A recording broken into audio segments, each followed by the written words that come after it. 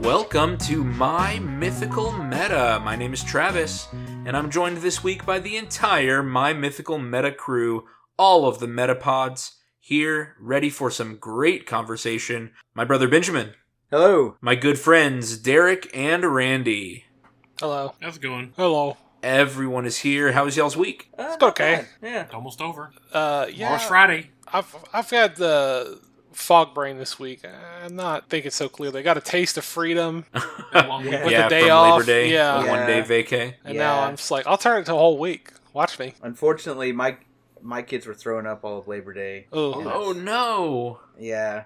I'm sorry. It turned out okay. It's fine now. But Ezra, Man, that's too bad. I had a great Labor Day. oh good. Went to my in-laws. We had ribs and corn on the cob, and then I had leftover ribs and corn on the cob. Oh, you'd love to hear it. Oh yeah.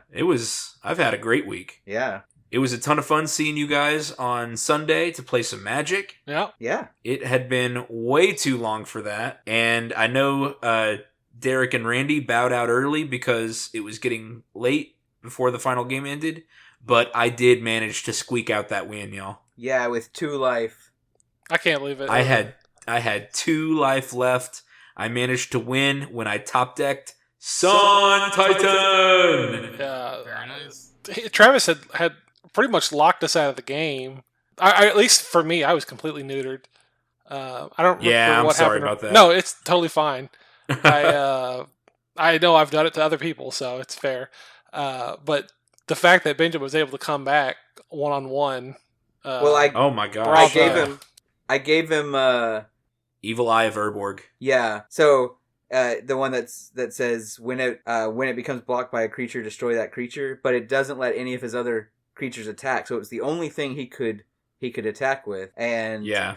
And I had chump blockers. And it's not flying or anything, so No. Benjamin had lots of chump blockers. So he probably chump blocked for 5 or 6 turns in a row. Yeah. Because he could just play a new creature each turn. Yeah, I had a bunch of them. Yeah, he had a bunch, so every turn he was taking me down by like 5 or 6 life.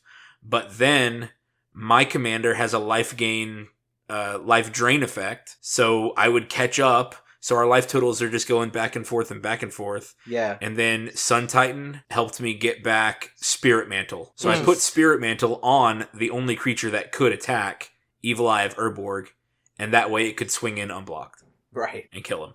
Yeah. And that was it. That was it. It felt good. Shame. It felt so nice. Well, welcome back to the show, all of our listeners.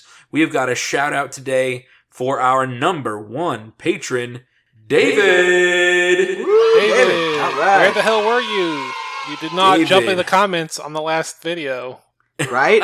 I know. He usually comments on just about every video. Where were But, you? Where were Where you?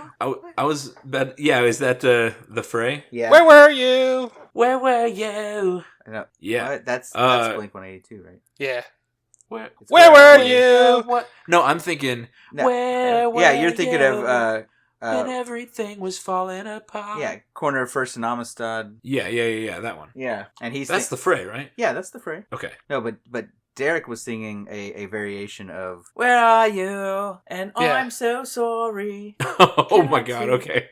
Yeah, yeah. I love that song. Oh my god, that's so good. Okay. Shout out to David. We are so thankful for your patronage. David's been with us a very long time, and we are so glad that he has stuck around. Yeah. If you, listener, are interested in becoming a patron, you can find us at patreon.com/mymythicalmeta, where we have got some great perks laid out for you. Benjamin, what's the first perk? My favorite perk, a coupon code for 20% off at eldoradogaming.com, where you can level up your gaming experience with high-quality metal dice and gaming accessories. So when you're playing Magic, you can get yourself a playmat, get yourself some counters that, A deck box? A deck box. Oh yeah, did you get those up there? The pictures are taken, but I still need to put them up. Okay, listener, by the time this video goes live, we will have an extended inventory on eldoradogaming.com. So if you take this opportunity to join our Patreon, you can get everything for 20% off. Very much worth it. Go check it out. Randy, what's the next perk? Early and ad-free content. You will always get all of our episodes without any commercial interruption. That's right. And patrons get our episodes on Fridays instead of on Mondays. So if you're going anywhere over the weekend, you can listen to it on your car drive instead of having to wait for the beginning of the week. Yeah. And of course, our patrons get access to the My Mythical Meta Discord server. This is where we are right now, recording these episodes. This is where we meet to talk about My Mythical Meta business. We talk about deck building challenges and other games we're playing. And this is where we played Mage. And we are looking forward to playing Martian Colony. Yes. Coming up soon. Still waiting on Derek to get me his character? Yeah, sorry. Speaking of Derek, what is our surprise perk for patrons this week? Okay, listener, if you join the Patreon, a member of the podcast will send you a signed basic land of your choice Of your choice. to you. I will scan it, send it through Discord. That way you can print it and proxy it yourself. There you go. Make a Didn't whole... want to pay that shipping cost. I don't know. If it's a Patreon, maybe you need to mail them. Maybe mail them the actual card. I don't know. Yeah, you might be right. I think they deserve it. Stick it in a plastic top loader. Hey, I'll even put it on a full art Zendikar land. Travis is over here like, Whoa. it costs $4 to mail this thing.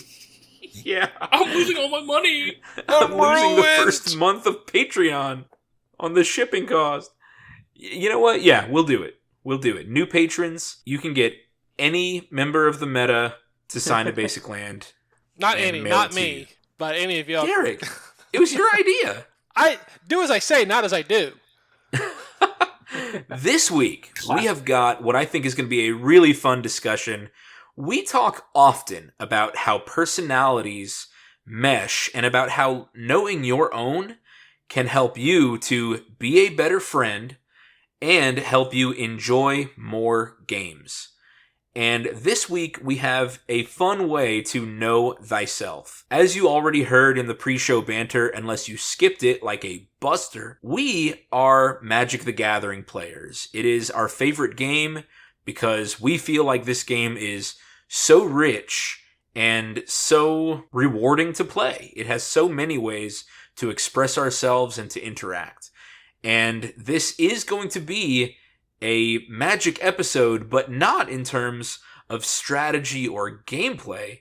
We're going to talk about Magic philosophy today by looking at Magic's color pie.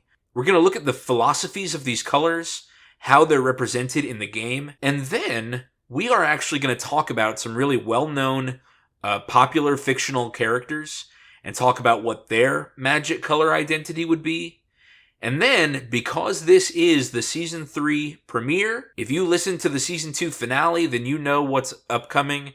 We're going to describe our personal Magic color identities, where we'll describe our core philosophies, the way we look at the world, and we'll categorize them into Magic's colors. What do y'all think? Sounds like a ripper on a good time. Yeah. I'm really excited. This is something that, for us in our group chat, it almost comes up, all the time. Maybe once a month, we start describing what a fictional character's color identity might be. Just because it's a fun thought exercise. It's just something that we do because we know a lot about it.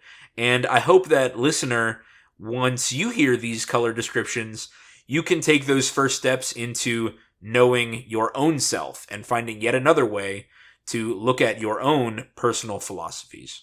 Benjamin, can you kind of describe for us what the color pie in Magic is and what it represents?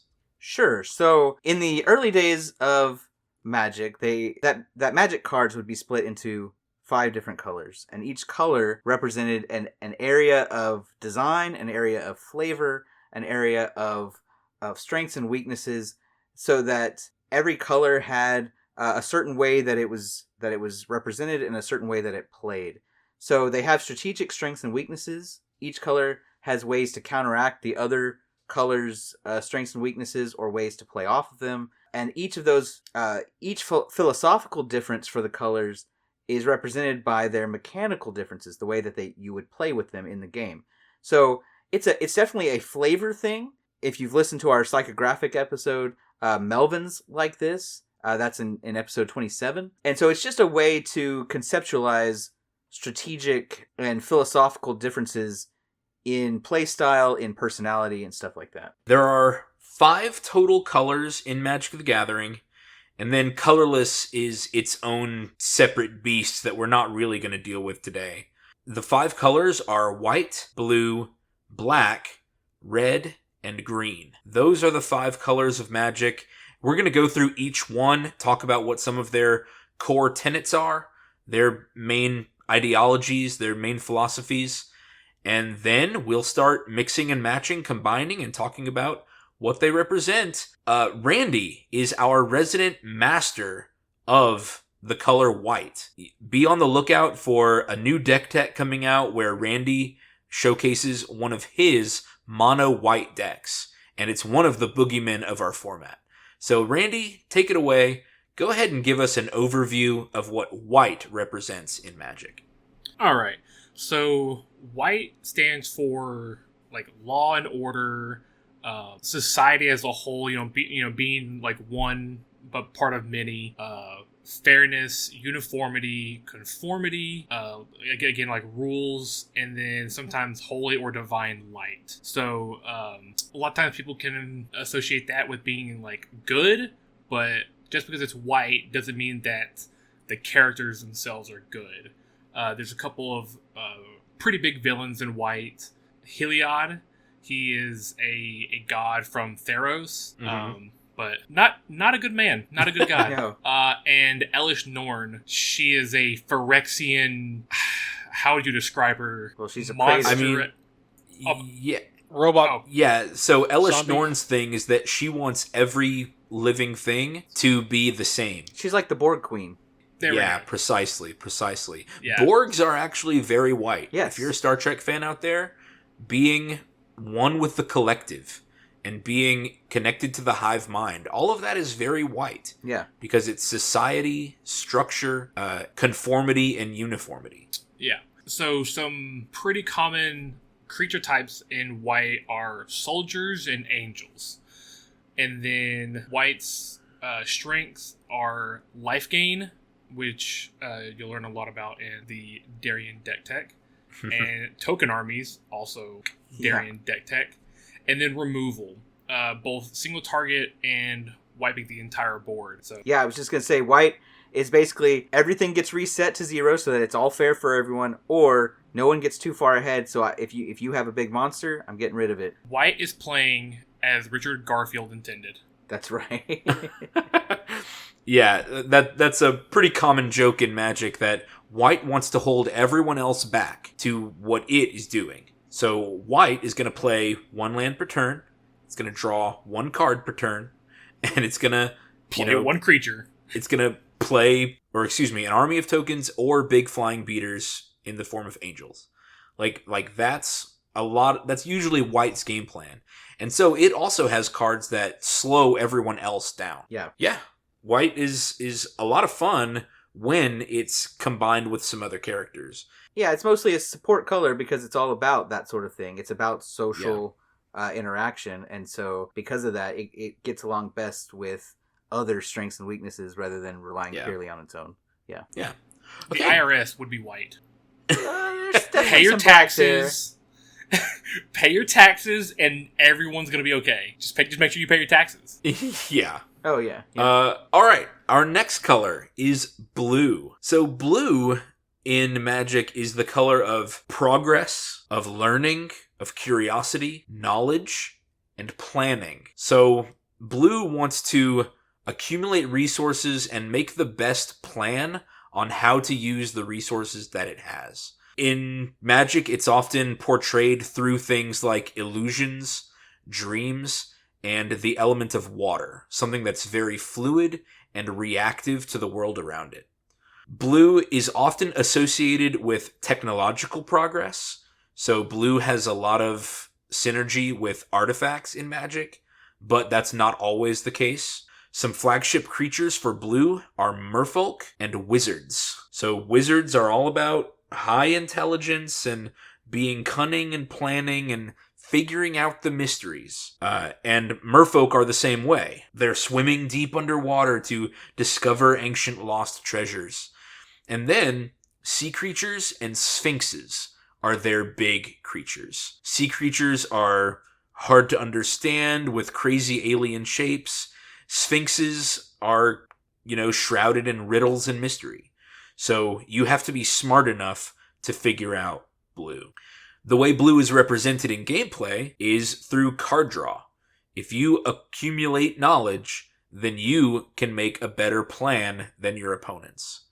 Blue's form of removal is counterspells. So you have to make the decision right when somebody's playing a card on whether you want to get rid of it right then. That requires some foreknowledge. Do you think you have the tools to accomplish a win, or do you need to wait until later? Do you need to wait and react at the best time? So those are some things about blue. Guys, did I miss anything about blue? Anything you think I need to add? No, Nailed it. Yeah, it's just it's a defensive color. Yeah. They very much like to know. They like to play on their own turn, or not on their own terms, but they like to see what everyone else is doing before they commit to anything. Right. Yeah. Okay. So that's blue. The next color is black, and Benjamin is our resident black expert. Yeah, so Go ahead. black is all about ambition, personal gain, selfishness. They at least dabble in death and sacrifice and the undead, which it's often interpreted as evil, but that's not always the case. Magic has black heroes, such as Toshiro Umezawa from the Kamigawa sets.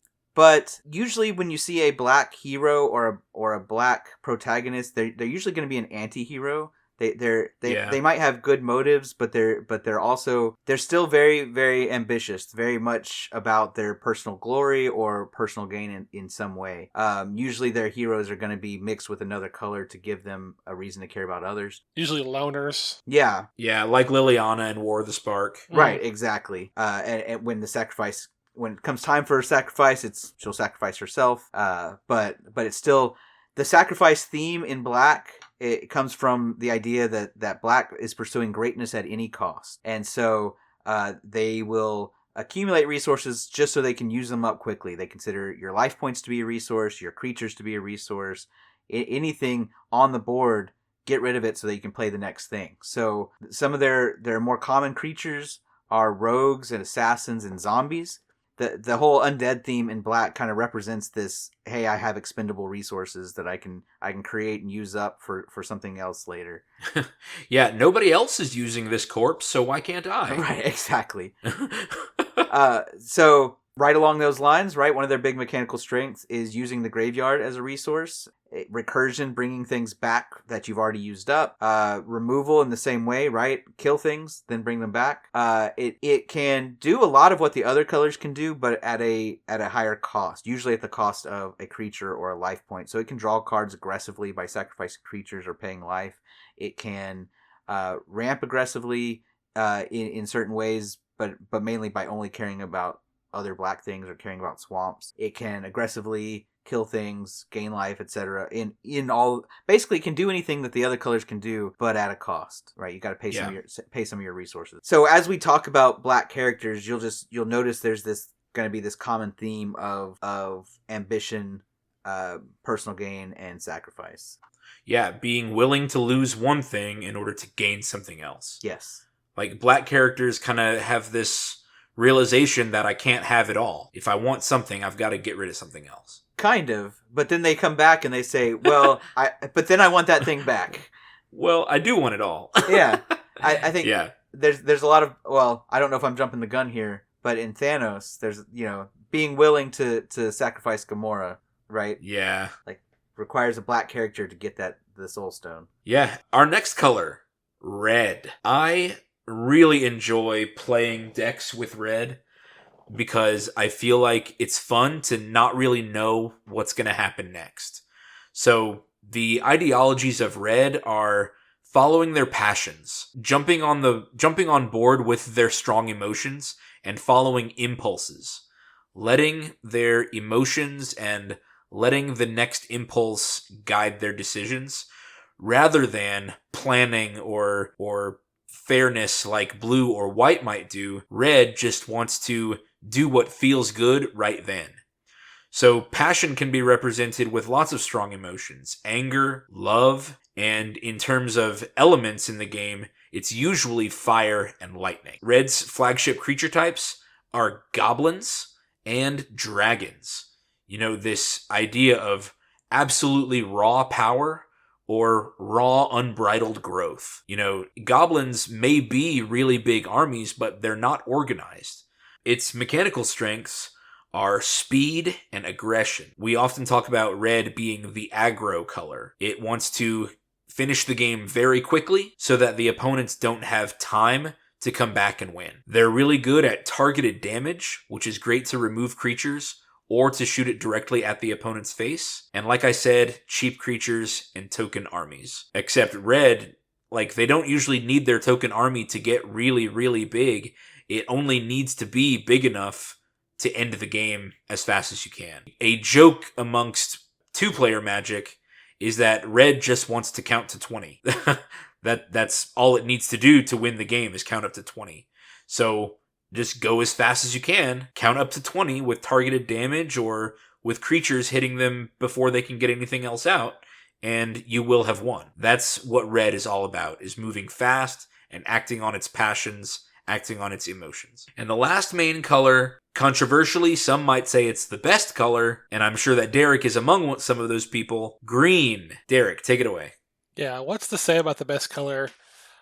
Green is that's nature. I mean, obviously, it's got a tree on the land. It's nature. It's strength. It's the natural order of, you know, the cycle, the circle of life from Lion King. It's we live, we eat other things to live, and then we die. That feeds other things. It's all about instinct, like your instinct of like killing a bug or a snake when you see one because they're dangerous, or it could be dangerous, to, you know, instinct to protect yourself or to, you know, whatever. The predator-prey dynamic, like I mentioned earlier, and life's natural processes, wisdom. There's the flagship creature types we have for green are elves. You'll see a lot of beasts, and that in Magic that could be any number of different oddly a beast odd could creatures. be just about anything. Yeah, it could be an elk, could be some weird monster-looking thing. There's also hydras. Yeah, hydras. I forgot about those. Bears. Those are fun. Our mechanical strength is basically anything and everything. It's a really good color to add to something else because green can do a lot of stuff. It can draw cards, it can gain life, it can remove things either by, this is that predator or prey natural order type thing where one creature will fight or quote unquote bite another creature and, you know, dealing their power against it without any kind of retaliation. They can make token armies, they can recur things from the graveyard onto the battlefield. Like, it's part of the life cycle, like I said. The most important thing that green can do that really kind of elevates it above all the rest, in my opinion, is that it can ramp. It can put lands on the battlefield faster and more efficiently than the other colors can. Yeah, a lot of colors are limited to one land per turn, and green just has so many cards that break that limit, that break that rule for it, so that it can acquire more resources faster than anybody else. A very strong color. Mm-hmm. So that's each color by itself. And as characters, both in the game and in real life, as people get more complex, you can represent those more complex ideologies by combining colors. This is done in Magic all the time, where you have multicolored creatures or spells or enchantments or whatever. So something that is both white and blue is concerned with both society and with knowledge, or both society and progress. So you can combine colors and get more complex ideologies. Now, in real life, it is very rare to find somebody represented by only one color. I don't think there are that many people out there who are represented only by their strong emotions and don't have any other concerns in their life but to follow the next whim on their heart. This is the same for every personality test we've mentioned so far. Lots of people exist on a spectrum, and that's what the color pie ultimately becomes, is a spectrum, a palette that you can mix and match from in order to help identify somebody's personality. So, we're going to do a little thought experiment today. Each of us has brought some fictional characters to the table, and we are going to discuss what these fictional characters, what their color identity might be. Some are going to be pretty straightforward, but others can be pretty mixed based on what lens you look at a character through. Maybe you look at a character at the end of a franchise versus at the beginning, and you see how a character has changed from just a simple two-dimensional facade to something that's more complex and deeper as the franchise has gone on. And Benjamin is going to start us off. What characters do you want us to talk about? Okay, so one of my favorite franchises going all the way back to my early childhood is the Teenage Mutant Ninja Turtles. And oh, yeah. Obviously, they're green. No, but there's some characters in there that are kind of very representative of the color pie. So, let's just kind of go through them here. Leonardo is the leader. He cares about the group dynamics. He cares about order within his family unit and about them following the rules. When there's a rule that the rest of them want to break, he's the one who will either tell them, Master Splinter said, or will snitch on them if they go do it anyway. I would say that he is definitely white as his color identity. Yeah, I agree. Yeah. That there are rules his family has agreed to follow, and he's the one most likely to follow those rules and enforce them if someone breaks them. Yeah, exactly. Yeah. Donatello, he does machines, he's the inventor, he's the one who loves trivia, he loves minutia, he loves learning new things, he's constantly experimenting and tinkering around. He's blue, possibly a little bit of red blue, like the Izzet color pair, if you're familiar with the Ravnica guilds. But yeah, he's blue. He seeks knowledge. Raphael is very passionate, cares very much about his feelings, wanting to be accepted, and he's driven by his anger. He's definitely got some anger problems. Yeah, and then Michelangelo is just driven by his natural instincts, his passions, his desire for coolness, his desire for food, especially pizza. Yeah. And so I would say he's mostly green. Very, very natural in just wanting to chill. I could see a little bit of red in all of them. If you want to get to, they're teenagers. They're still driven by a lot of their natural passions. They've got some hormones flowing, some mutant hormones. Exactly. They still got some work to do in their maturation. A lot of any young character is going to have a little bit of red and a little bit of green in them, I think. But if you're looking at their main colors, white, blue, red, and green, unfortunately, do not match their bandanas at all, their masks at all. Yeah. Well, Magic doesn't have orange or purple. True. Well, Raphael is red, and his matches his, so good for him. Yeah, I was just say Raphael matches. Yeah, which I think is done by design. Oh yeah, that's absolutely an artistic choice to say, this turtle is driven by his emotions, and red is going to be the defining color for that. Yeah, absolutely, that's the choice they made, and I think that's totally reasonable. I think that the other colors also represent their driving passions, right? Yellow for the cheese on the pizza, or that orangey color, right? Blue being the color of leadership, pretty common. Yeah, just like Captain America wears blue. Yeah, exactly. Master Splinter is definitely, in my opinion, green-white. Very wise, very, very attuned with nature and his inner peace, inner calm. He is a leader and cares about his family and cares about the order of the household, and also the inner order and rule following for each of his sons. But mostly I'd say he's green. Very, very nature and wisdom oriented. Not the kind of green that Derek likes, I think. But there's a separate, rather than being the green, doesn't just represent the fierceness and brutality of nature, but also the wisdom and tradition and order that exists in nature. And I think that's where you find Master Splinter. Yeah. There's like a whole, I don't know, in Magic there's a lot of green that represents things like monks. There's a card called asceticism, Yeah. which is somebody living out there by themselves, just being at peace. Yep. And that's a green card. So I think that makes sense to Yeah. put this kind of spiritual mentor in green white. I like that. Yeah. Last one I want to mention is Shredder. You know, the big bad, the recurring villain in most Ninja Turtle IP. His personality changes. Sometimes he's a very calm and calculated, you know, cult leader type person, like in the 1990 movie. If you go with the early 90s TV show, he's much more emotion driven, much more random and chaotic.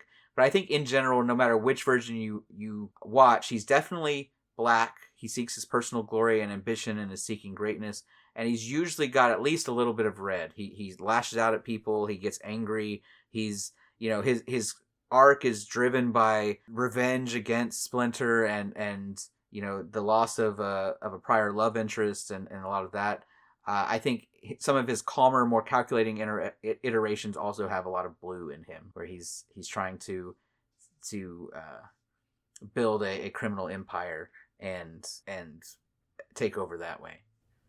Yeah. It's hard in an artistic way for artists to draw black cards. Yeah. Because there's always like, well, what does black look like when it glows? And a lot in both Pokemon does it, Magic does it, they make it purple. Yeah.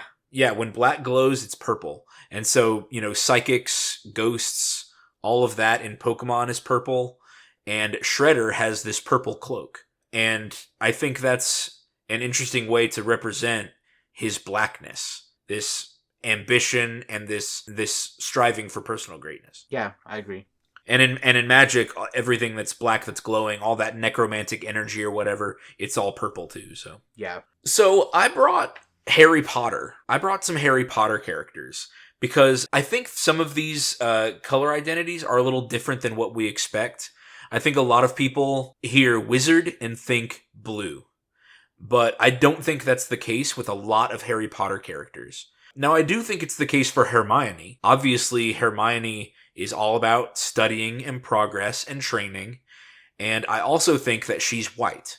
Yeah. She's very concerned with the rules, and she wants things to be orderly and methodical. And I think if you plucked Hermione up out of Harry Potter and dropped her in the Azorius Guild on Ravnica, I think she would find a home and succeed immediately. Yeah. Harry, though, I think this is my opinion. I don't know if I'm right. I think he's green and red. You know, I agree with you. We've seen where green red is like the color of like destiny and like accepting your fate or whatever. Like he's the chosen one of the prophecy or whatever. Precisely. That's exactly why I think he's green, because he's all about like, I was born this way, I'm the chosen one, and it's my destiny. And then red just to represent all of his teen angst. But I'm like, I think a lot of people at their instincts would say, oh, Harry Potter, he's got to be white. He's the hero. He's the hero of the whatever. But I just don't see Harry being concerned with fairness, rules, frankly, law and order. Right. Yeah. Like, ironically, because he does become a cop later. Right. Yeah, but he always That's butts for heads another with episode. the Ministry of Magic. Yep. Exactly. Always bumps head with people not Dumbledore. Yeah, all of his professors. Yeah. Yeah. Yeah, so I think Harry is green-red. And then when I got to Ron, I found that I wasn't actually sure. It's funny because we just, like 2 weeks ago, went to the movies to rewatch Harry Potter and the Sorcerer's Stone. Mm-hmm. And Ron has his little, like, chess victory. So I was thinking maybe he has blue in his identity. Maybe. But he's the dumb one in the rest of the books. And he doesn't particularly seek knowledge. I think he No, not at all. He found his one niche that he's good at, which is chess, and I think that might be a little bit of black, just wanting to be great at that one thing. Yeah. So I think Ron is red also. He also often lets his emotions, carry him through to the next action, which is probably why he and Harry are friends in the first place. Yeah. And maybe some white. And I say white for Ron because of his deep family ties.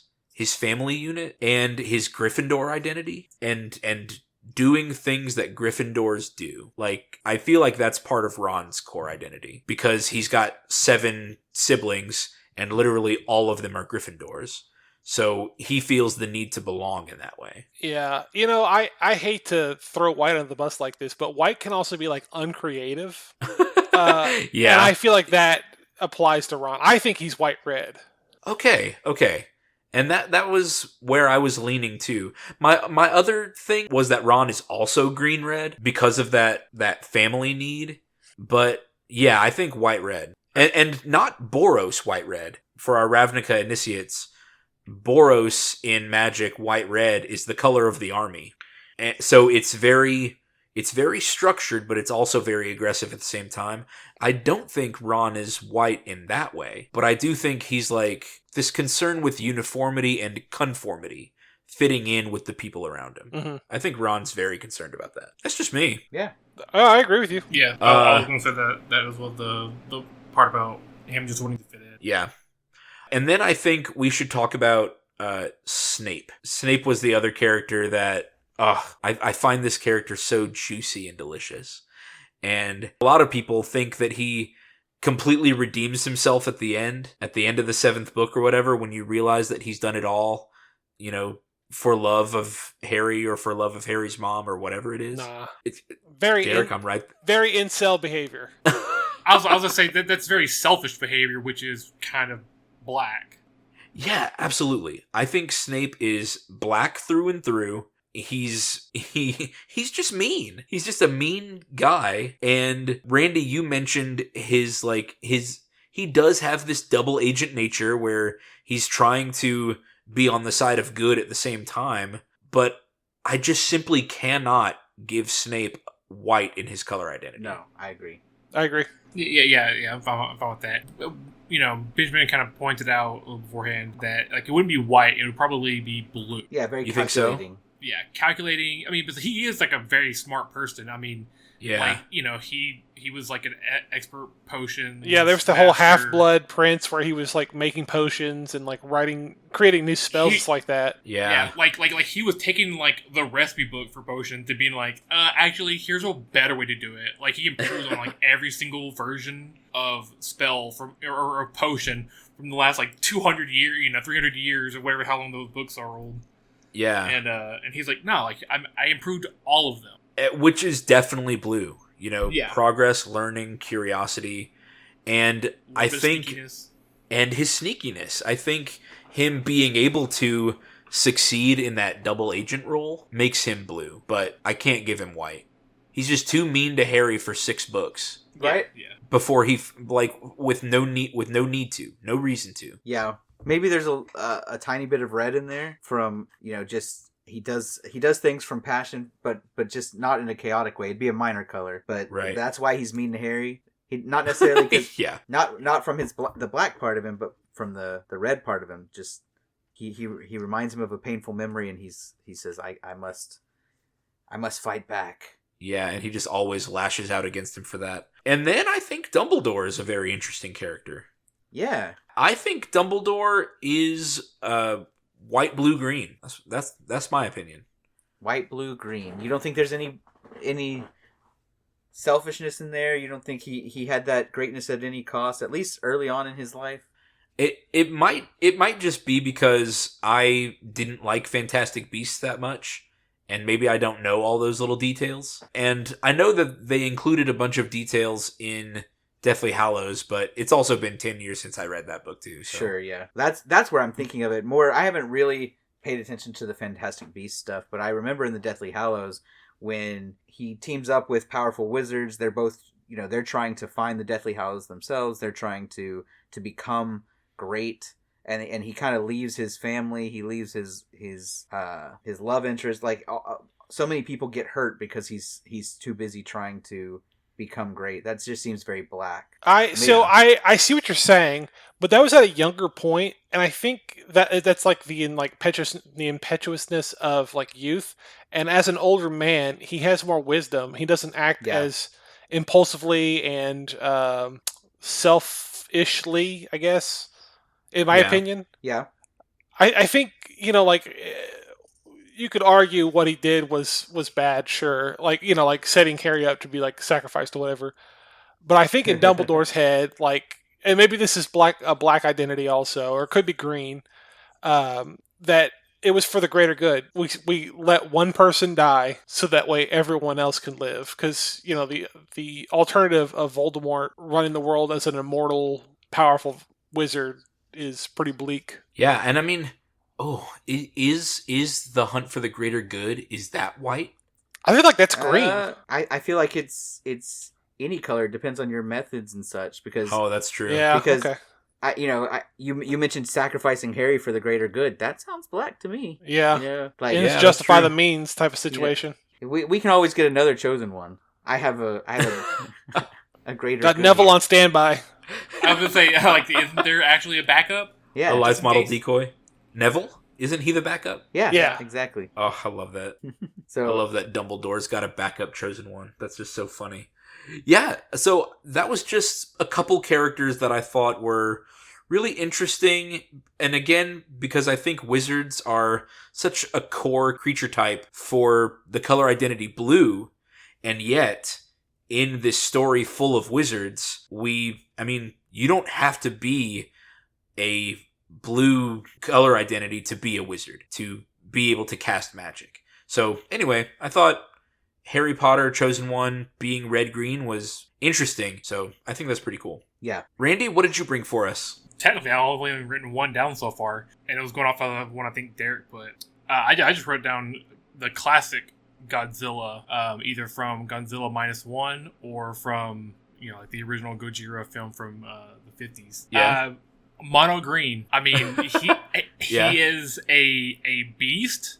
He is just going off of he's pure nature. He's he's very destructive, but he's not emotionally. He's not acting out of like, well, I hate you because you did something to me. Really, he's just like, I'm a giant monster and I need to feed on radiation or I need to do this and that. I'm just doing what I need to do to survive. Yeah.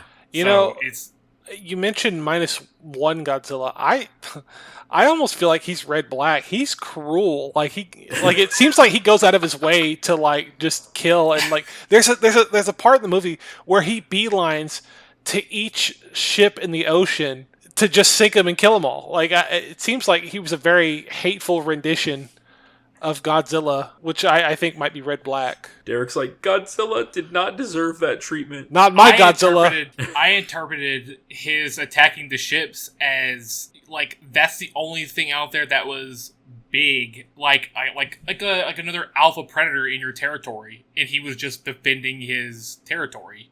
He had gotten a lot bigger, so he had a lot bigger territory now, and I think that's why he kind of left that one main island that he was known from. Mm-hmm. And also, those ships were probably something that was around whenever he got hit with all the nuclear radiation. And that might have been also something which could lead to red, if it is becoming an emotional thing where he's angry at those ships because they're making him think of the pain from the blast. But I guess I just thought that he viewed them as other predators that he was taking out, other alphas. Could be. Maybe responding to stimuli or something. His instincts. Yeah. Yeah, exactly. Like, hey, this thing's big and it's in my area and I don't know what it is. So I'm going to take a close look at it. Or how like sharks do little, like, little curiosity bites. Yeah, little nibbles. and then it's like, he did a little curiosity bite and then they started dropping mines or, shooting cannons at him. And he's like, well, I mean, if you're going to be like that, then it's just self-defense. I mean, Derek, you mentioned before we started recording that Jund, black, red, green, is just pure survival of the fittest. Yeah. And any Magic players who know about the Alara Shard know that Jund is just the most brutal life cycle exhibition there is. It is full of dragons and giant monsters. It's just full of giant beasts. Does Godzilla fit in a Jund framework? Godzilla -1 might. Since we're talking about Godzilla, the one that Randy was responding about, here's my little hot take. Legendary Godzilla is green, white, red. I see that. I know what you're thinking. Why white? Yeah, He's a that's what I'm beast. thinking. Okay, That's he's important. he's the king of monsters. I'm using quotations. It's not an actual king. It's not, but he brings a balance to nature and to society. Like he protects humanity from monsters, and he protects and if humans are he just like maintains a balance, which is like green, obviously. But I think like he is maintaining it all. I guess. Yeah, I'm I, not I, convinced. I, I agree with that. I think because like he's maintaining it, and it's not like a selfish thing because he wants to be on top. It's just like it's his not birthright, but it's just like what he was destined to do. It's You know, his it's what he's instinct. been born into. Yeah, it's like an instinct of. I still see, That I seems do very see green. green red from that. I'm not going to take that away from y'all, but Yeah. I feel like white is more overt. It's more explicit. Yeah, I mean, it's not like any kind of like laws or order. I mean, you could say like the law of nature or whatever, but that would fit in green. It's not great.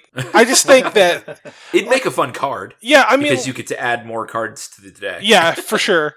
Because I'm thinking in my mind, what are Geshath and Ural, which are all red, green, white, doing Oh, yeah. that Godzilla That's is fair. not? Like Legendary Godzilla is not, and that's the point in my mind that I can't get past.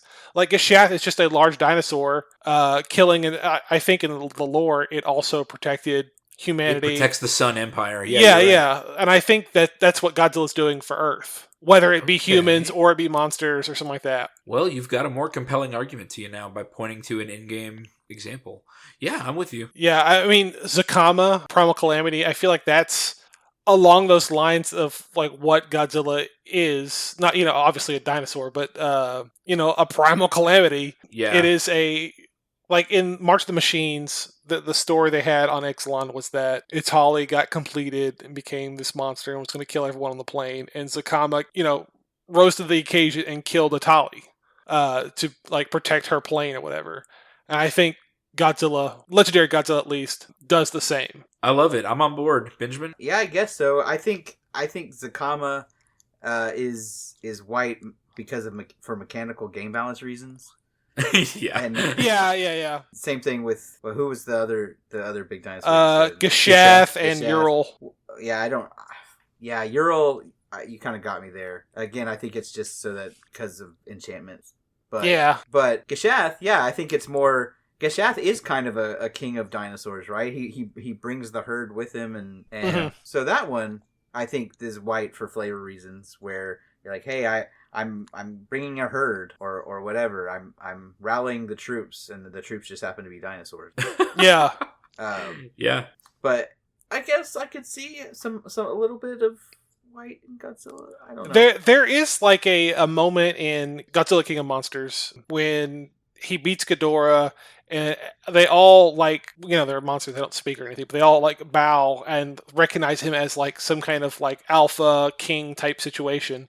So maybe they're not dumb animals, they have some kind of intelligence, so maybe there's some kind of hierarchy there that they all understand. Anyway, that's my rant, that's my soapbox. I love it. Derek, Yeah. I want to move straight into your next rant. Derek spearheaded our last episode by using his expertise in the realm of superheroes. And that's what Derek brought with us today. Which superheroes do you want to talk about today? As we talk about our superheroes, also keep in mind, listener, that Magic has already confirmed and announced a partnership with Marvel to release some Marvel. Are they doing a whole superhero set? I think it's going to be just Or- like Lord of the Rings, where it's going to be a set, it's going to be Commander decks, it's going to be like a whole shebang. Because, I mean, it's going to be a big Wow, I deal, a can't big wait. crossover, so they're going to get their money's Yeah, worth. yeah. This is already like announced as a huge crossover event. So these are coming. These are coming up. Some of these superheroes that Derek's going to talk about today. All right, Derek, you got a favorite one that you definitely want to hit? Yeah, because the set's coming up, I just want to get my predictions out of the way so that way I can point back to this episode. Okay. Yes. That Uh, way we can say yeah. again that Marvel was listening, Yeah, like, oh, wow. that Wizards was listening. Yeah, they've really taken us into account. I really appreciate that. Okay, so I'm thinking there's going to be a X-Men mutant deck that's going to be green, white, black, which is kind of like in my mind, green, white, black is kind of like us versus them, kind Yeah, of like our society sure. versus their society. And I think that is a color, and I think the X-Men kind of fall within like some kind of green-white, maybe Wolverine's black. So, some kind of combination there. I'm sure that in like the main Yeah. set, there will be more than just one Wolverine. He'll be like red or something, or red-green. But I think like Magneto would be green, white, black. He wants to create this society for mutants that's going, like, he wants to replace humanity with mutants because they're persecuted, and the only way that they're gonna, I guess, survive is if they're in control or something like that. Yeah. So that's- Right. And he feels that because they're genetically superior, that they're the ones who should live. Yeah, Natural order. Very green. and Yeah, then absolutely. they'll call that deck House of M, and then Yes. they're gonna have a green, blue, red deck. Maybe have the Hulk on it, where it's gonna be Bruce Banner as a blue creature, and it flips into the Incredible Hulk, and it's gonna be red green. Thor will be in the deck. Spider-Man will probably be in the deck as blue green. Thor would probably be blue red. That one's probably gonna be called God and Monsters. They're probably gonna have a 5-color Thanos. And they're probably going to like sprinkle some Infinity Stones within those decks. Uh-huh. So yeah, that I think that's that one. I don't know what that one could be, Masters of Evil or something, and it'll have villains. But yeah, I think Hulk will be red green. Iron Man is blue red. That's a easy little T in there. I do think that Iron Man... So, like they did with Lord of the Rings, I think I think these superheroes are another opportunity to do multiple versions of the same character. Yeah, I think beginning Iron Man, obviously red blue, but in my mind I think Age of Ultron Iron Man is white, blue, red. MCU Age of Ultron. Yeah. Okay. Like white, he has this concern to protect the world with a suit of armor. Yeah, he wants to And then- to put this authority out in the world. Authoritarianism. That's what I'm trying to say. Yeah. And then Ultron is black, blue, red. He's got the same blue red. He still wants to, control the world through technology or whatever, but selfishly for himself rather than for the world. Just like an opposite, like a flip. Yeah, I maybe not MCU Ultron, but maybe like Ultron General. I was wondering maybe he's white, blue, black, like because he wants to exterminate all human life and replace it with machine life, kind of like a Phyrexian. Oh yeah, that's true. So maybe there might be some Oh white. yeah, in there. maybe not red. Maybe not red. I put Batman as blue black. I know it's not Marvel. I'm just superheroes in general. Sure. Yeah. World's greatest detective, hides in the shadow. He's got all kinds of Chaotic gadgets. I'm thinking very Yeah. in. Obviously chaotic good. He's got gadgets. He can kind of adapt to any situation. Kind of mechanically like a Magic Gathering ninja tribe would be. For sure. Yeah. I bet some versions of Batman Begins is a ninja. Yeah. Yeah. Trained by the League of Shadows. Yeah. Or League of Assassins. So I could also see white, blue, black. Like he is trying to like stop chaos with like criminality, but I think blue, black is definitely the main colors there. And then I put Superman, and I know everyone's going to be like, "Oh yeah, he's red, white, blue" because he's got red, white, and blue. But I think he's green, white, blue. Yeah. No, I think you're right. I don't Yeah. see red. I agree with you. Yeah. I think Superman is very measured. He does not let his emotions guide his actions. yeah, he has to keep it in check. Like- Otherwise, he will break the world.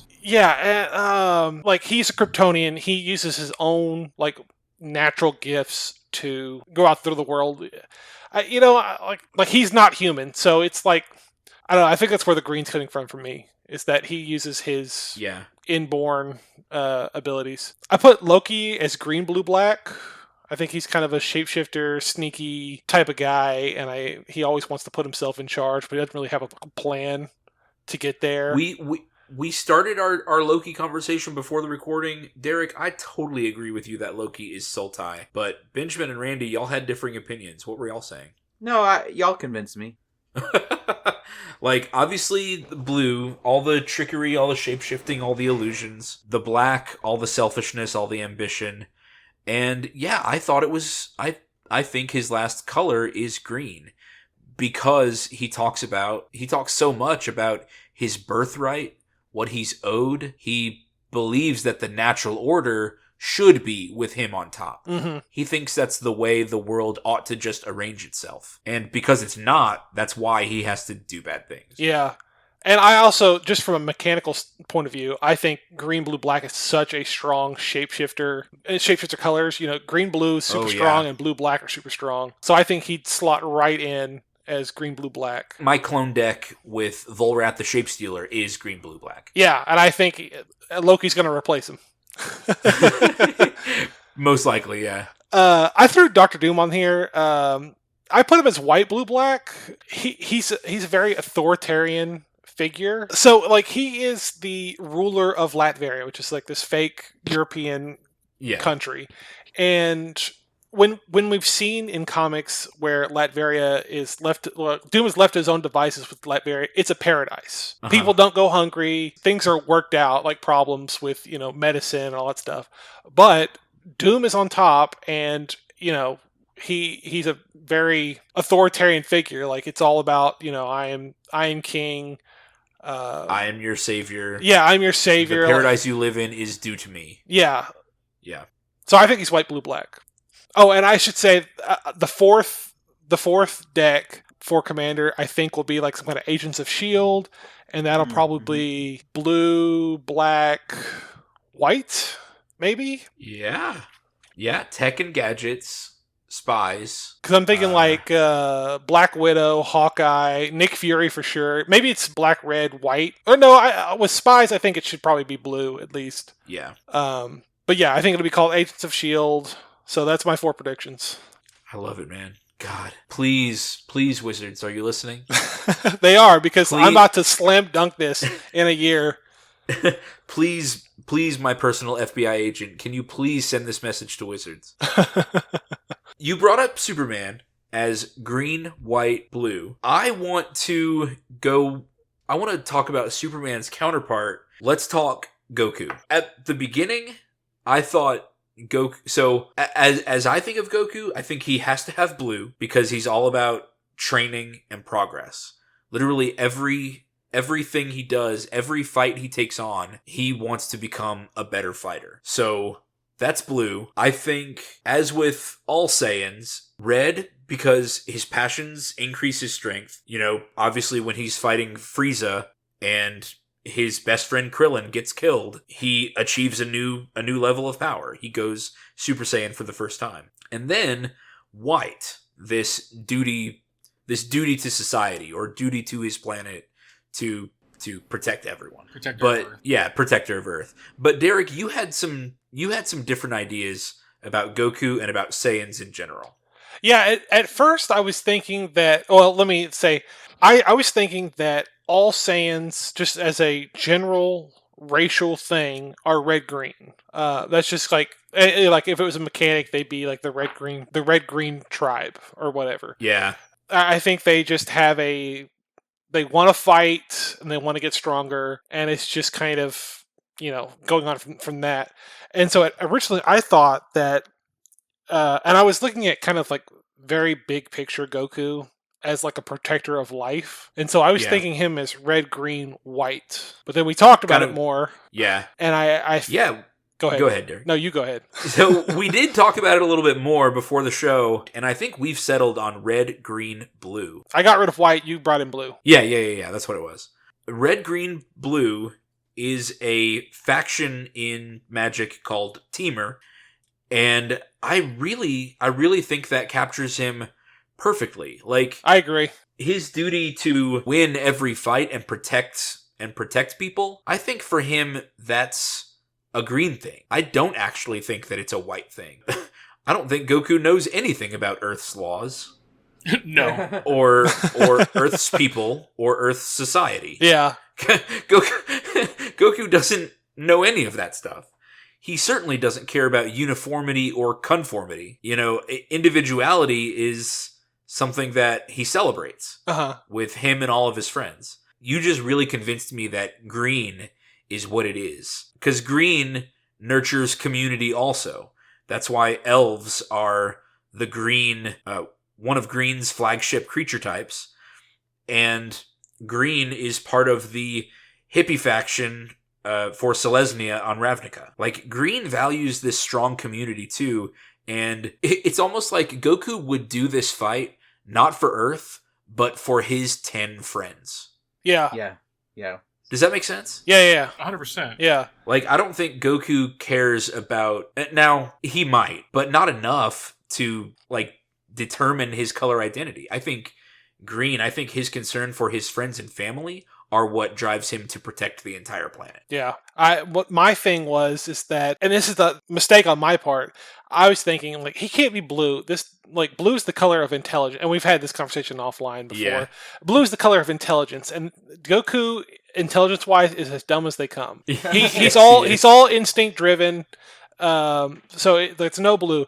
But dumb people can be blue, and it doesn't have to be just smart. It can just be about bettering yourself. The person in the gym working out every day to get huge muscles could still be blue because they want to make their body better. Yep, absolutely. And Goku's concern with progress and learning, I think all of that, and it is a never ending. It is every single season, arc, episode. He wants to fight every single possible enemy to learn every technique. I want to also throw in there for Blue that it's like, yeah, he's not book smart, but he has a battle instinct. And yes. Like he learned the Kamehameha after watching Master Roshi do it one time. Like he learned key manipulation from watching someone do it. Mm-hmm. And he's not really self-taught. I mean, kind of in a way, because he has to, you have to make those breakthroughs yourself eventually. But yeah, I mean, just in battle, he's constantly adapting and learning. And I mean, whenever he's fighting Frieza, he realizes that Frieza can't sense ki, and he's just shooting beams wildly into a bunch of smoke because he can't see Goku. So Goku's like, he can't see me. Like he has enough intellect and just battle sense to be like, I can use that against him. I'll go underwater and I'll put energy beams over here or energy orbs over here, and he'll be drawn to the light. Mm-hmm. And then I'll do distraction over here, and I'll come out from a different direction. So his intelligence when it comes to fighting is his battlefield awareness, a phenom. His tactics are obviously, that's what makes him the hero of the show. Yeah.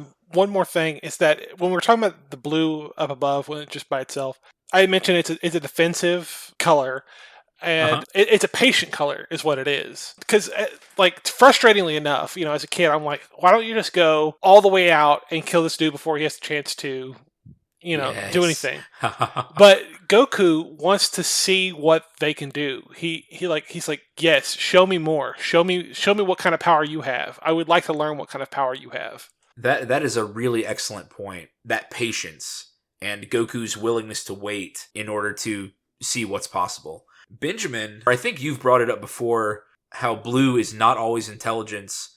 Was it you or somebody you had seen who said that SpongeBob was a blue character? Mark Rosewater has said that SpongeBob is a blue character because he's constantly... Which is basically voice of God in Magic right now. Yeah, because he constantly wants to improve himself. Every episode is him trying to do something better, trying to learn something new, trying to try something new, and he's not good at it. He's not smart, but he... No, I think SpongeBob also has a lot of green in him. Mm-hmm. He's more of a green-blue character, but still, I think that there is definitely some blue to his character. I think there's lots of people who want to be smart, they want to learn things, but don't have the capacity for it, but it's still their natural drive.